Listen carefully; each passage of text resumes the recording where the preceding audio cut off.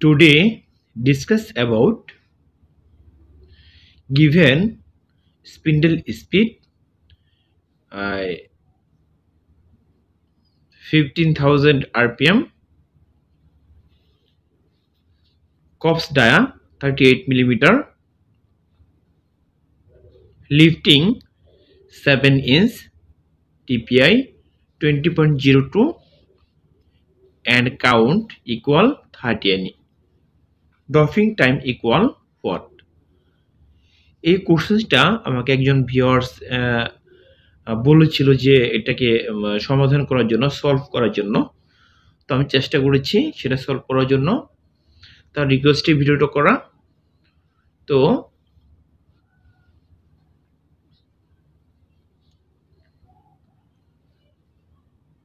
এখন যেটা করতে হবে যে প্রথমে আমাদের কপ কন্টেন্ট বের করে নিতে হবে, ঠিক আছে? কপ কন্টেন্ট বের করে নিতে হবে। তাহলে আমি সূত্রটা লিখে ফেলি। কপ কন্টেন্ট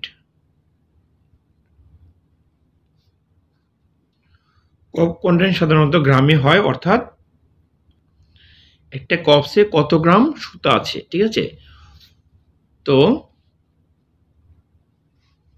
সূত্রটা হচ্ছে 3.25 ইন্টু হচ্ছে এল অর্থাৎ লিফটিং ইন্টু হচ্ছে ডি স্কোয়ার ডায়া।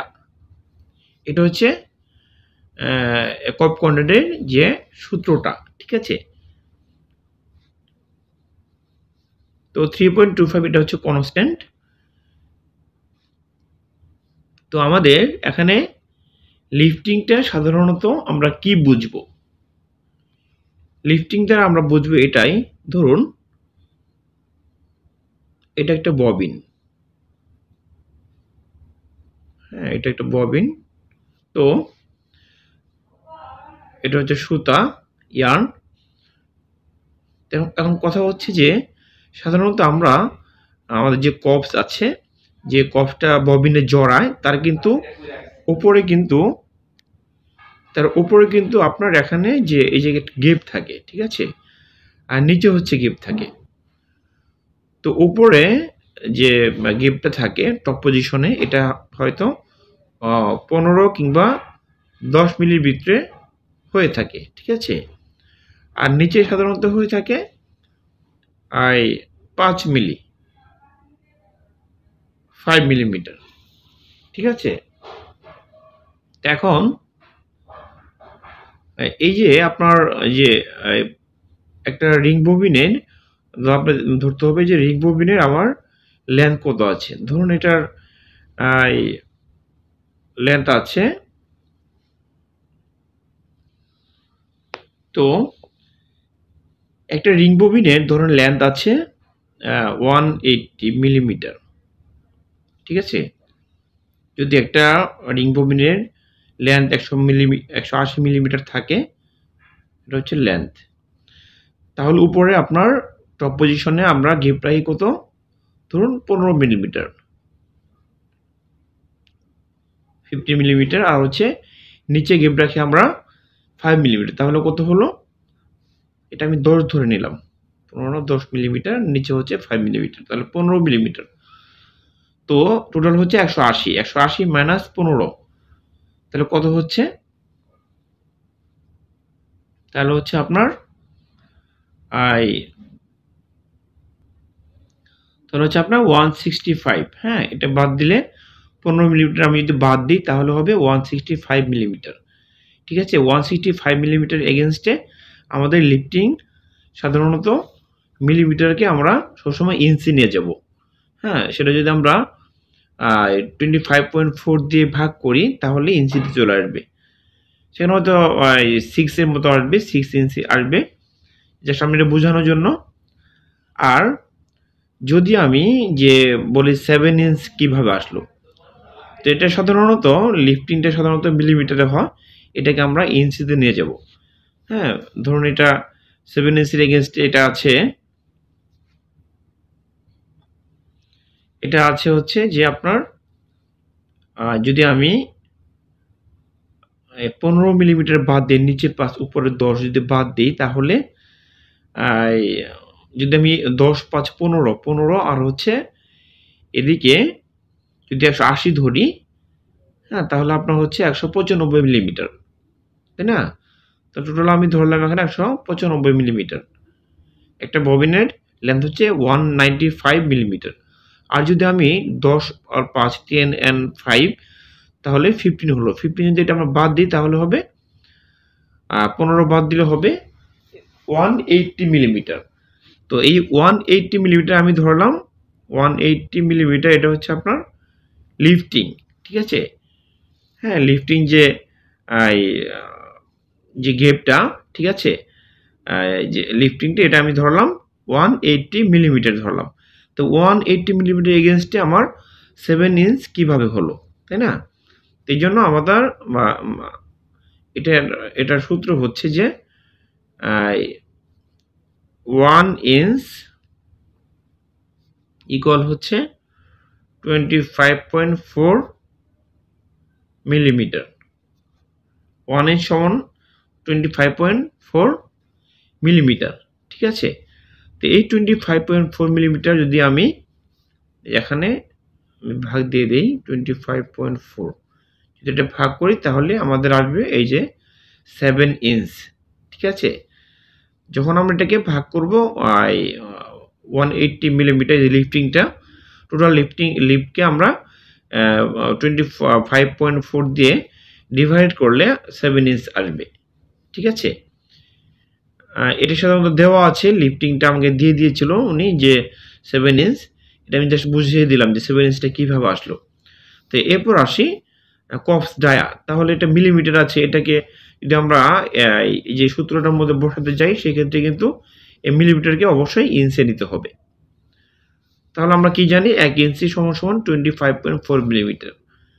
তাহলে আমরা যদি 38 দিয়ে 25.4 কে আমরা ভাগ করি তাহলে আমরা পাবো,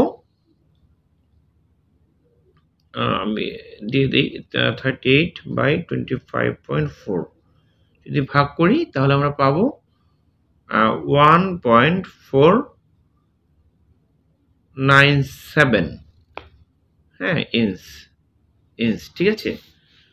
1.497 ইঞ্চ তাহলে আমরা পেয়ে গেলাম, ঠিক আছে? যেহেতু লিফটিং অ্যান্ড যে ডিসকর যে লিখেছি ডায়া, তো এটা কিন্তু আপনার ইঞ্চিতে নিয়ে আসতে হবে। ইঞ্চিতে আমি নিয়ে নিলাম ইকুয়াল 3.25 ইন্টু হচ্ছে এল কত পেয়েছি, এল পেয়েছি আমরা হচ্ছে 7 ইঞ্চ, যেটা দেওয়া আছে 7 ইঞ্চ ইন্টু হচ্ছে ডায়া আমরা পেয়েছি কত ইঞ্চি পেলাম 1.497। তো এটা হচ্ছে কি D square whole square 3.25 into হচ্ছে 7 ইন্টু হচ্ছে 1.497, এটা যদি আমরা হোল স্কোয়ার করি তাহলে আমরা পাবো 2.24। যদি আমরা এটাকে ক্যালকুলেশন করি তাহলে আমরা পাবো হচ্ছে 15.96। এটা পেলাম আমি কি গ্রামে, এই যে গ্রামে লিখেছি, কপান্ন সাধারণত গ্রামই হোক, কারণ হচ্ছে আমরা তো এই কপ যে ওয়েটটা বের করবো, তাই না? কত গ্রামে আছে সেটা আমরা বের করবো। 15.96 গ্রাম আমরা কপ কন্টেন্ট পেয়ে গেলাম। এখন এটাকে আমরা মিটারে নেব, তো মিটারে নিলে এরপর কিন্তু আমি ড্রপিং টাইম বের করতে পারবো।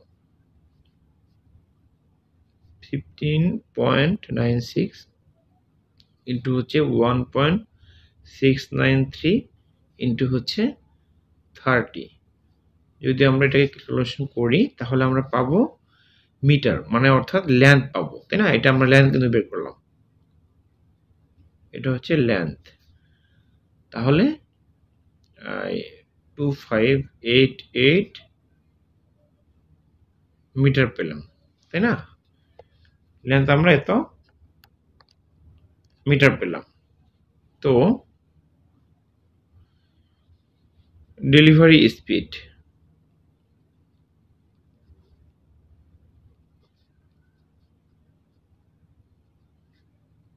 ডেলিভারি স্পিড এখন আমার বের করে নিতে হবে, যেহেতু আমি ড্রপিং টাইম বের করব, তাই না? তো ডেলিভারি স্পিড ইকুয়াল হচ্ছে, আমরা জানি যে স্পিড আমি মানে প্রথমে কি ধরেছিলাম, যে স্পিন্ডেল স্পিড ধরেছিলাম 15,000, ঠিক আছে, 15,000। তো 15,000 ভাগ হচ্ছে টিপিআই আমি 30 ঘন্টা ধরেছিলাম কত, 20.02, এই 20.02,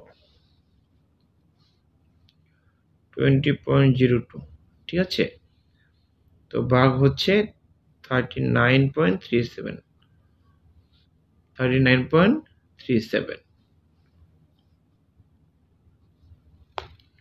এটা হচ্ছে ডেলিভারি স্পিডের সূত্র।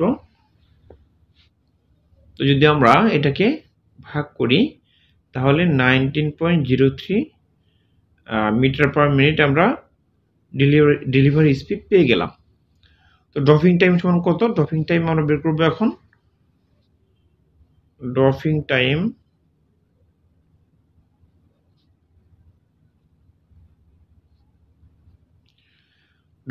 ইকুয়াল, তাহলে আমরা লেন্থ পেয়েছি কত, লেন্থ পেয়েছি হচ্ছে 2588, 2588 মিটার, 2588 মিটার আমরা লেন্থ পেয়েছি, তাই না? ভাগ হচ্ছে 19.03 মিটার পার মিনিট। যদি আমরা এটাকে ক্যালকুলেশন করি তাহলে আমরা পাবো হচ্ছে 135.99 মিনিট। এটা হচ্ছে অ্যান্সার। অর্থাৎ ড্রপিং টাইম আমাদের